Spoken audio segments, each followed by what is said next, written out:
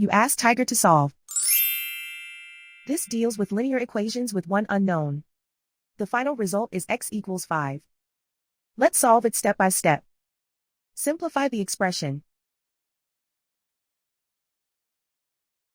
Group all constants on the right side of the equation. Add 21 to both sides. Simplify the arithmetic.